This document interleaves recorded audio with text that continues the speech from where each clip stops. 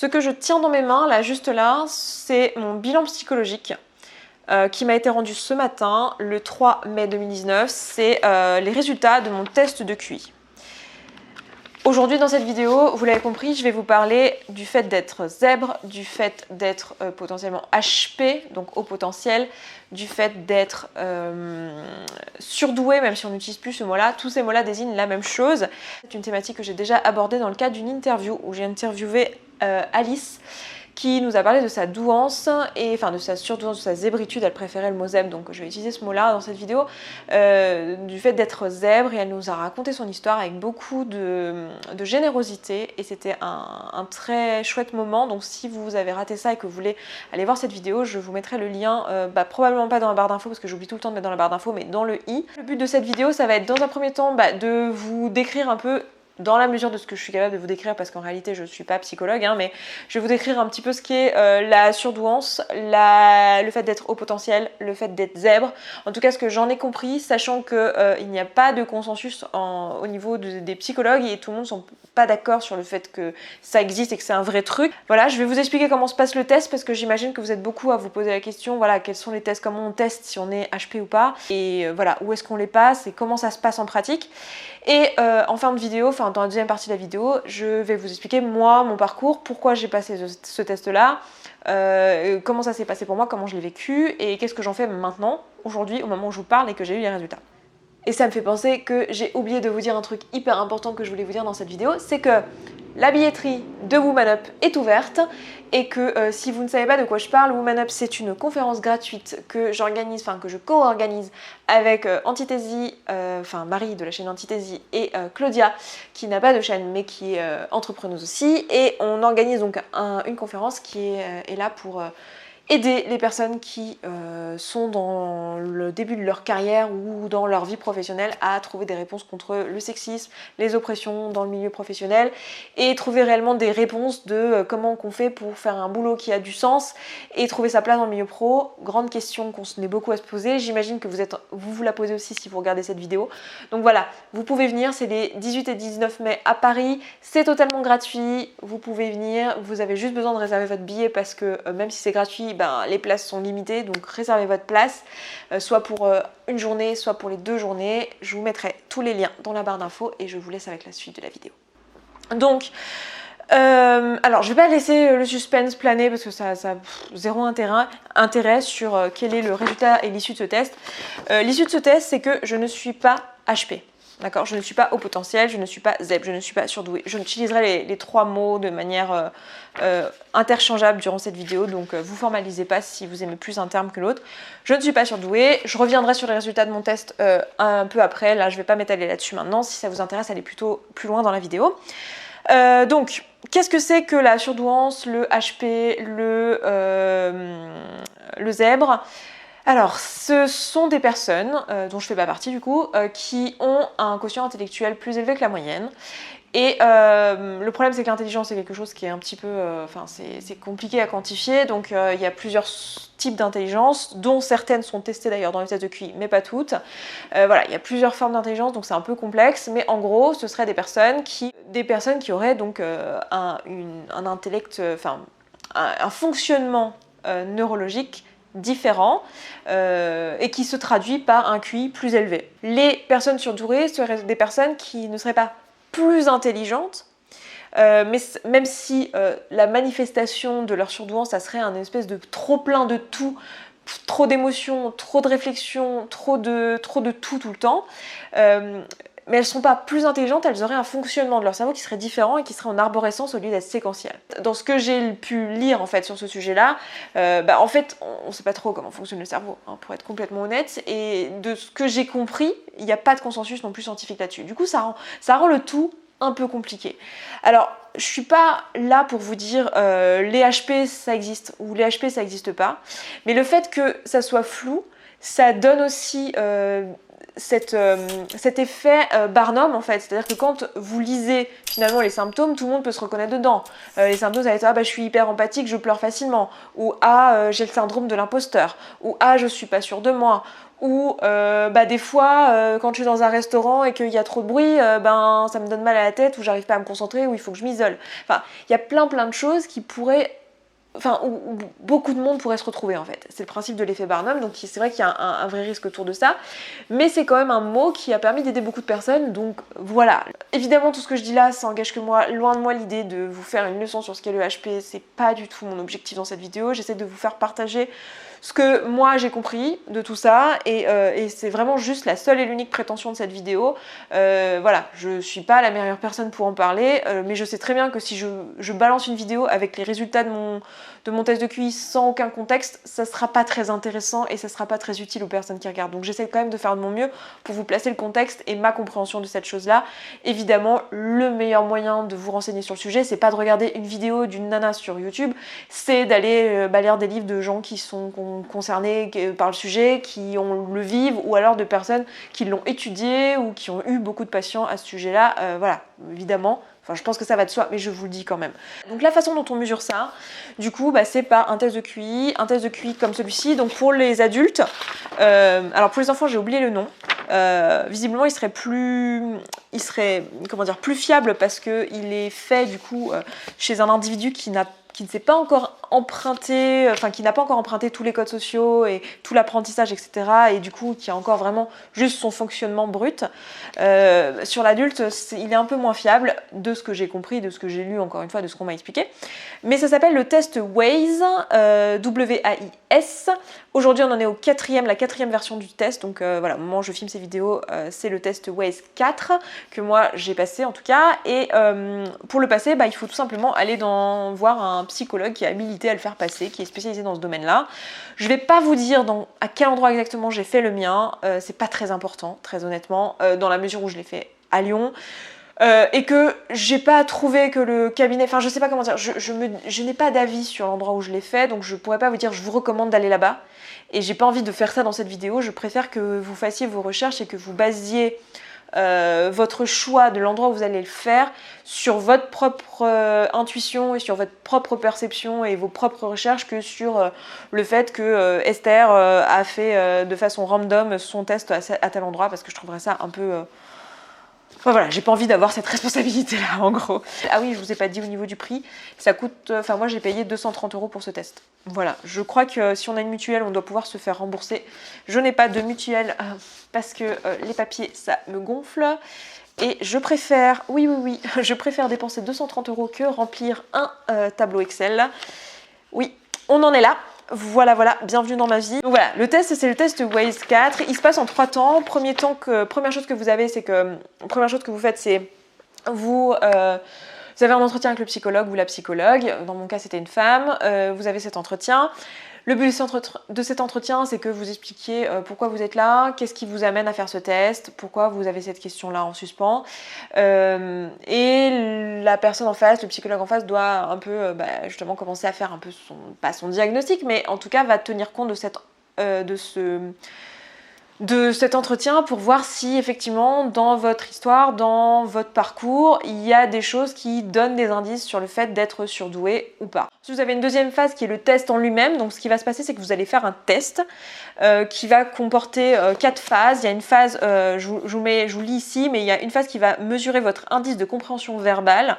Donc ça va être des questions liées aux mots, à la compréhension des mots, à la remise dans leur contexte des mots et toutes ces choses-là.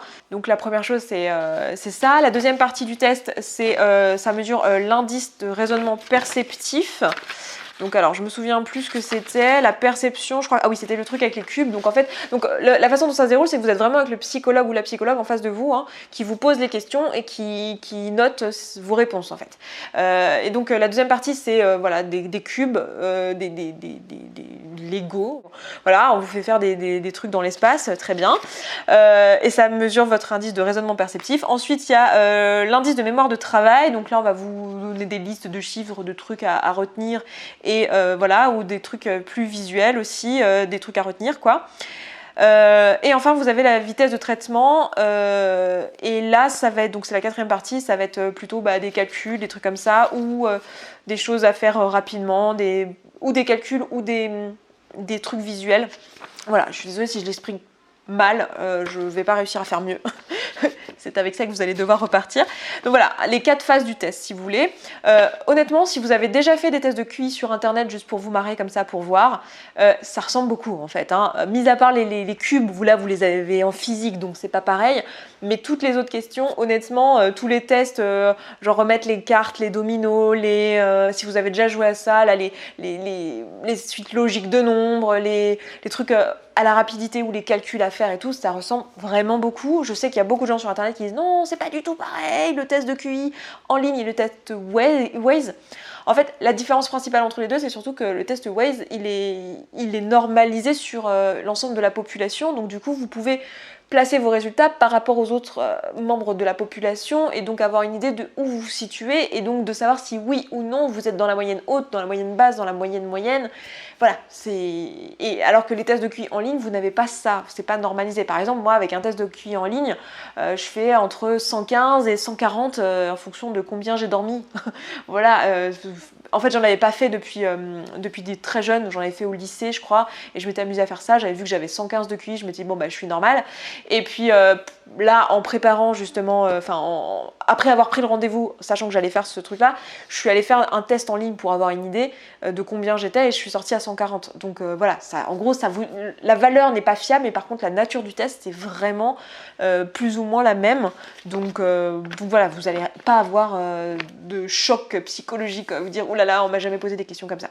Donc ça va vraiment tester des trucs très dans la logique. Alors il y a peut-être un peu plus dans le verbal, il y a aussi un peu de culture générale. Ça m'a complètement surpris. D'ailleurs, j'en ai parlé à la fin avec la psychologue. Pourquoi de la culture générale? Pour tester votre fonctionnement neurologique. On ne sait pas, on ne saura jamais. J'ai envie de dire, voilà. Elle m'a dit que c'était parce que la mémoire ne retenait pas de la même manière en fonction de ton fonctionnement et que du coup c'était pour ça qu'il y avait des questions de culture générale. Donc je suis de mauvaise foi. Mais c'est vrai qu'au premier abord, j'ai pas trouvé ça pertinent, mais c'est parce qu'on m'avait pas expliqué. Donc voilà, ça c'est la 2e phase, donc le test en lui-même. Ensuite, la 3e phase, c'est tout simplement la restitution. C'est le moment où on vous donne ce petit document là avec vos résultats et que le ou la psychologue vous les explique et que vous voyez un petit peu est-ce que vous êtes meilleur dans la compréhension verbale, dans le raisonnement perceptif, dans la mémoire ou dans la vitesse de traitement, et ça vous donne un petit peu une idée voilà, de vos résultats. Et voilà, si à l'issue du test, vous êtes dans la moyenne, vous allez avoir un QI qui va être entre 90 et 109, ça c'est la moyenne. Donc vous savez que le QI, le résultat du test du QI, si vous voulez, si on distribuait les QI de toutes les personnes sur une courbe, on obtiendrait une gaussienne, une distribution gaussienne. Si vous savez pas de quoi je parle, c'est pas grave, vous n'avez pas besoin de savoir, ça ressemble à une cloche, comme ça. Et donc la plupart des gens vont avoir un résultat qui est situé l'écart type de la gaussienne, enfin j'arrive pas à le dire autrement qu'avec des mots mathématiques, bref. Voilà, la plupart des gens sont entre 90 et 109, et donc 100, c'est la moyenne, c'est pour ça, enfin c'est comme ça qu'on a normalisé la courbe, donc c'est normal que 100 ce soit la moyenne. Donc si t'es en dessous de 100, t'es plutôt un peu plus bas que la moyenne, si t'es au-dessus de 100, t'es plutôt un peu plus haut, sachant qu'entre 90 et 109, t'es là où se situe la large majorité des gens. Moi, le résultat que j'ai obtenu, c'est que je suis à 111. Donc juste après, donc de 110 à 119, c'est la moyenne supérieure. Ensuite, de 120 à 129, c'est supérieur. Et au-delà de 130, c'est très supérieur. Et on parle de douance, de surdouance, de HP. Il me semble, alors là, c'est pas écrit dans mon document, mais il me semble qu'on parle de HP à partir de 120. J'ai vu des gens dire à partir de 130. Alors du coup, moi j'ai entendu les deux. Donc voilà, j'ai entendu les deux et j'ai lu les deux. Donc je ne sais pas ce que ma psychologue m'aurait dit si j'avais eu 120. Est-ce qu'elle m'aurait dit que je suis HP ou pas? J'en sais rien. En tout cas, toujours dit que je suis à 111. Donc la question ne s'est pas posée puisque 111, je ne suis pas du tout HP. Et j'ai plutôt quelque chose qui est assez hétérogène en fait, c'est-à-dire que homogène pardon, c'est-à-dire que j'ai à peu près j'ai pas des grosses différences entre les 4 choses qui ont été testées, donc voilà, ce qui est plutôt typique de quelqu'un qui a un fonctionnement neurologique classique, quelqu'un qui est neuroatypique, donc quelqu'un qui est soit autiste, soit HP, soit quelque chose qui n'est pas donc neurotypique, il va avoir tendance à avoir plutôt de grosses hétérogénéités dans tout ça, ce qui n'est pas mon cas. Donc voilà pour comment se déroule le test de QI, et à l'issue du test de QI, normalement votre psychologue va vous aider, vous orienter et vous dire quoi faire de ça. Moi dans mon cas, honnêtement mon psychologue m'a pas tellement aidé, je sais pas trop quoi foutre de ça, j'ai l'impression que pour beaucoup de personnes c'est la même chose, c'est-à-dire que l'issue du test de QI pour les personnes qui sont HP, voilà, se sont retrouvées avec ça sans trop savoir quoi en faire, et c'est aussi la critique qu'il y a autour de ça. En fait il y a pas mal de critiques autour de ça parce que l'un des trucs qui revient très souvent dans la description des HP, des zèbres et tout, c'est le fait d'avoir une super émotivité, une hyper empathie, une hypersensibilité, et honnêtement c'est pas testé dans ce test en fait. Le test ne permet pas de tester ça quoi. Voilà, j'imagine que dans la discussion avec la psychologue, elle est censée appréhender ça, mais moi j'ai eu cette sensation en fait, pour tout vous dire, que c'était pas du tout le cas en fait. J'ai eu la sensation d'avoir quelqu'un de très froid qui voulait pas m'influencer, j'imagine, mais du coup qui répondait pas à mes questions, qui comprenait pas mes blagues et qui comprenait pas que j'essayais juste de détendre l'atmosphère et que j'étais stressée, donc c'était un peu bizarre. J'ai l'impression de pas avoir pu pendant le premier entretien dire réellement des choses qui auraient été pertinentes, je pense, pour détecter ou non si je suis HP. Enfin j'imagine que c'est un peu de ma faute, mais ça me donne vraiment l'impression, c'est un peu l'analogie que je donnais à mon copain cette semaine. C'est une analogie un peu simpliste, mais imaginons qu'en fait on soit une bande de gens qui ne sachons pas ce qu'est la course à pied, parce que nous-mêmes on n'a pas la capacité de faire de la course à pied. Et du coup, on ne sait pas trop faire la différence entre la marche et la course à pied, parce que nous, on n'est pas capable de faire la course à pied. Et on décide de tester en fait les personnes qui font de la course à pied, parce qu'on sait que dans la population, il y a des gens qui savent faire de la course à pied. Nous, on n'en fait pas partie, mais il y en a qui savent faire de la course à pied. Et on se dit, bon bah voilà, on va leur faire passer des tests pour savoir si, oui ou non, ce sont des personnes capables de faire de la course à pied. Et au lieu de juste leur dire, bah vas-y, cours, voilà, on fait quoi ? On leur prend leur rythme cardiaque et on mesure la longueur de leurs jambes. Alors, pas complètement con. Effectivement, si tu fais de la course à pied, il y a des chances que statistiquement tu sois quelqu'un de plutôt athlétique et donc peut-être avec des jambes. Mais en soi, on teste pas le vrai truc quoi. Et bien là, c'est vraiment l'impression que ça me donne. J'ai l'impression qu'on est là en train de mesurer la longueur des jambes, en train de te dire non mais si le gars, ce qui fait qu'il est HP, c'est qu'il est hyper empathique, multipotentiel, tu peux pas juste trouver un moyen de tester ça plutôt que de lui dire vas-y, retiens des chiffres. Voilà, je sais pas. Après, là, je sais que je le dis sur un ton, encore une fois, ça va être super mal interprété, je suis désolée, socialement, ça va être mal interprété, mais je suis pas en train de dire que c'est de la merde, je suis pas en train de dire que je n'ai aucun respect pour ça. Rien de tout ça est ce que je pense. Ce que je pense juste, c'est que, en fait, on n'a pas tous les éléments. C'est aussi simple que ça. Je vais vous parler de mon parcours là, parce que je suis déjà en train de dériver là-dessus. Comme ça, je vous explique un petit peu ce qui, moi, m'a amené à faire ce test-là. En espérant que cette première partie de vidéo vous aura été utile si vous posez la question. Voilà. Pourquoi moi je suis arrivée vers ce test-là? Alors il y a deux raisons principalement. La première raison, et la principale en fait, c'est que ça fait à peu près 1 an que sur YouTube, vous êtes très nombreux à me dire que je suis HP. À me poser la question, à me dire est-ce que tu serais pas HP? Est-ce que tu serais pas HP? Ou alors à me l'affirmer, à me dire ah c'est sûr tu es HP. Zèbre ou surdoué et tout ça, et du coup j'avoue que le côté répétition, moi genre la première fois qu'on m'a dit ça je me mais non, c'est pas parce que j'ai fait une thèse en astro que je suis HP, enfin c'est un peu le truc si tu veux dans ma tête avant d'avoir des commentaires de votre part. Pour moi les surdoués c'était des gens qui étaient très intelligents et je me suis dit ça y est, je me paye encore l'espèce d'étiquette d'intello parce que j'ai fait des études. Non, je suis pas particulièrement intelligente parce que j'ai fait des études, je le sais que c'est pas le cas, et du coup voilà, moi ça m'est passé au-dessus. Mais le fait d'avoir beaucoup de répétitions, j'ai fini par me dire bon, ils sont quand même très nombreux à me parler de ça, je vais aller jeter un coup d'œil.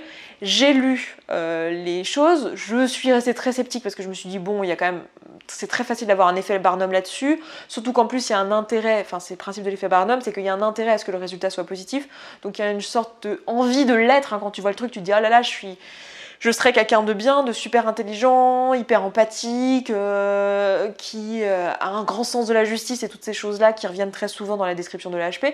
Donc il y a une certaine envie de l'être, donc du coup un effet de se reconnaître plus dans le profil encore plus prononcé. Donc j'étais un peu sceptique, mais en même temps je me reconnaissais dans pas mal de trucs et j'avais quand même beaucoup de monde qui me le disait, donc j'étais bon, ok. J'avais juste mis ça de côté en me disant non mais je sais que je suis pas particulièrement intelligente, je le sais juste, et voilà, j'ai pas besoin de faire un test. Et puis, en fait, il se trouve que dans ma vie, j'ai pas mal de difficultés sociales. Je sais que ça peut ça peut pas se voir ici en vidéo, ou sauf si je vous en parle, mais en fait socialement, je m'intègre pas. N'importe où je suis allée, je m'intègre pas. Il y a plein de codes sociaux que je n'arrive pas à appliquer, je me vois bien. Enfin, je fais toujours des faux pas, genre je suis socialement dans un groupe, et ben j'arrive à foutre un froid, je suis trop franche, on me dit souvent que je suis arrogante, que j'ai l'air trop sûre de moi, enfin on me dit voilà des choses qui pourraient ressembler à ce que décrivent certains HP, de je parais arrogant, je parais supérieur, alors que moi je me sens pas comme ça et je sais très bien que je me prends pas pour qui je suis pas et que je me sens pas supérieure aux autres, je sais que je suis pas supérieure aux autres, mais pourtant c'est ce que je renvoie comme image. D'ailleurs le truc assez drôle c'est que j'ai posté un post cet après-midi sur Instagram, je vous laisserai aller le voir, où je montre donc les résultats de mon test. Et il y a quelqu'un dans les commentaires qui m'a dit Estelle, et je l'ai corrigé, je l'ai juste repris en disant c'est Esther et pas Estelle. Et il y a plein de personnes qui m'ont dit mais oh là là, mais tu te prends au sérieux, mais pour qui tu te prends, mais mais quelle arrogance, ou quelle froideur, quel machin. C'est ironique parce qu'en fait c'est... Enfin moi... j'ai pas pris de haut cette personne en fait dans ma tête. Enfin, je veux dire, j'ai vu le fait, je fais ah tiens, elle m'a appelée Estelle. Ah non, c'est Esther. Tu vois, mais c'est tout. Enfin, c'est vraiment tout. Et ça là, ce truc là, c'est marrant parce que c'est sur un post où j'explique ça. C'est l'histoire de ma vie en fait. Ça, c'est vraiment l'histoire de ma vie. Des trucs comme ça, j'en ai tout le temps. Très souvent dans les groupes, quand j'ai des amis et tout qui me sont proches, ils me connaissent et du coup, ils savent que je suis pas dans le jugement, ils savent que je me prends pas pour qui je suis pas. Du coup, je me dis, bon ça y est, c'est bon, je peux lâcher du lait, je peux être normale. Et dès que je suis normale, j'ai l'impression que tout va bien, que les autres m'acceptent parce que c'est mes amis qui me comprennent. Puis en fait, j'apprends à la fin de la semaine que en fait non, tout le monde a serré les dents et que tout le monde a pris sur lui parce que j'ai dit plein de trucs qui n'allaient pas, que j'ai foutu tout le monde mal à l'aise et qu'en fait on a passé une semaine de merde. Enfin, tout le monde a passé une semaine de merde sans que moi je sois au courant. Oh mince, j'ai encore dit des gros mots. Je vais encore avoir ma vidéo qui va être démonétisée. Bon, je vais faire des bips parce que j'en ai marre. J'en ai marre, j'ai toutes mes vidéos qui sont démonétisées depuis peu là, le robot YouTube est extrêmement... L'autre truc qui peut donner un indice, mais qui pour moi n'est pas handicap, mais qui peut donner un indice aussi quand on lit toutes les choses sur les HP et tout, c'est que clairement j'ai l'air d'avoir un profil plus ou moins multipotentiel, dans le sens où, là encore c'est encore une case dont je me fous fichtrement, mais c'est-à-dire que je suis capable d'apprendre très très vite des trucs, d'arriver à un très bon niveau très vite, sans devenir expert. Après ça me demande beaucoup de travail pour aller à l'expertise comme tout le monde, et c'est plutôt rassurant. Je peux très vite faire apprendre des trucs comme la peinture, la musique, le sport, j'ai plutôt une assez bonne aisance dans l'apprentissage en fait, et d'ailleurs ça s'est révélé être effectivement le cas, c'est ce que me disait la psychologue, elle m'a confirmé ça, que j'avais une facilité d'apprentissage et une certaine rapidité due à mon homogénéité en fait dans mon intelligence, dans les différents aspects, qui faisaient que comme c'était assez homogène, justement j'étais assez performante et je pouvais être un peu touche à tout, donc c'est plutôt cool, c'est au moins un truc que j'aurais appris avec ce test là. L'homogénéité du profil permet de calculer un QIT total fiable de 111. D'accord, donc 111 de QI au final. À travers l'analyse des différents indices, Madame Taïfé ne présente pas de profil haut potentiel. À travers son discours et son profil homogène dans la moyenne supérieure, cela ne permet pas d'apporter un éclairage sur les difficultés sociales présentées depuis l'enfance. Super, youpi, démerde-toi avec ça. Et le résultat... Oh, je vais encore devoir me biper, débrouille-toi avec ça. Et donc le conseil qu'elle m'a donné à la fin, c'était d'aller faire une thérapie. Voilà, comme si j'y avais pas déjà pensé. Non mais vous vous doutez qu'avec mon enfance, entre l'inceste, entre les témoins de Jéhovah, entre, vous le savez pas trop, mais la non-existence d'un père, j'y ai pensé, j'en ai fait des thérapies. Et j'ai l'impression d'avoir fait le tour, d'avoir compris les problèmes, mais ça change rien au fait que là actuellement, dans mes situations sociales, c'est pas ouf. Voilà, et...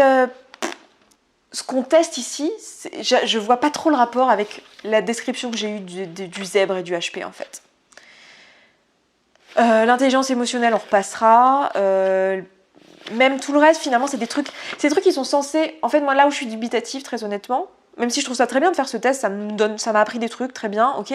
Mais là où je suis dubitative dans le fait que ce test permet de comprendre ton mode de fonctionnement, c'est que toutes les choses qui ont été testées, c'est des choses pour lesquelles j'aurais pu m'entraîner. Je veux dire, il y avait quand même un test de culture générale, il y avait quand même un test de rapidité, de mémoire, tout ça, moi, je veux dire, je pourrais faire 12 millions de tests sur internet pour m'entraîner et je suis sûre que si j'y retournais, bon apparemment on peut pas faire un test pendant, on peut pas en refaire un dans l'année ou dans les 2 ans qui suivent, je crois, un truc comme ça, mais si je m'entraînais à mort et à blinde, je suis sûre que je pourrais le faire juste pour l'expérience en fait, parce que moi je trouverais ça scientifiquement intéressant d'ailleurs de le faire, mais d'aller m'entraîner à faire plein de tests de QI sur internet pour m'entraîner à la mémoire, à la vitesse de traitement, au raisonnement perceptif, à la compréhension verbale et tout des mots, et refaire le test et voir si l'issue est différente. Parce qu'en fait, ce test, il promet comment dire, de tester finalement ton mode de fonctionnement. En tout cas, ce qui est expliqué par les personnes qui communiquent sur le fait d'être un zèbre, c'est ça, c'est que c'est un autre mode de fonctionnement. Et là, j'ai envie de vous dire,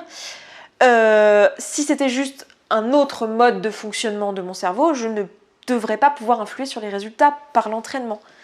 Et de ce que j'ai vu, alors oui, c'est pas exactement le même test, oui, c'est des autres questions, oui, il y a une partie spatiale, oui, il y a une personne devant vous qui est aussi là pour tester votre stress et tout, mais c'est des trucs, des tests logiques, des trucs... Voilà, donc je suis dubitative. Si vous avez envie de faire un test, si comme moi, ça vous permettrait d'avoir une réponse à une question qui est en suspens, allez le faire. Et voilà, enfin je veux dire, et prenez ce qu'il y a à apprendre de ce test. Moi j'ai surtout l'impression que pour beaucoup de personnes ça n'a pas apporté beaucoup de réponses, enfin au pire ça a donné un mot, mais ça n'a pas donné beaucoup de solutions. C'est-à-dire que si on vous dit que vous êtes HP, j'ai l'impression qu'il n'y a pas grand chose derrière en fait. Donc moi je vous dirais, ne vous arrêtez pas à ce diagnostic et allez un peu plus loin. HP, oui ok, c'est peut-être un mot global, mais est-ce que vous, ce que vous vivez, c'est quoi? C'est de l'hypersensibilité? C'est des difficultés à ressentir les émotions? Qu'est-ce que vous ressentez en fait? Quelles sont les difficultés que vous avez? Et allez chercher des réponses spécifiques pour ces difficultés-là. C'est ça que moi je pourrais donner comme conseil. Et puis voilà. Ma batterie s'est éteinte, je sais plus ce que je disais, c'était pas très important. J'étais en train de finir cette vidéo, je m'arrête là, je vous embrasse, je vous souhaite une belle fin de week-end et je vous dis à très vite dans une prochaine vidéo. Ciao ciao!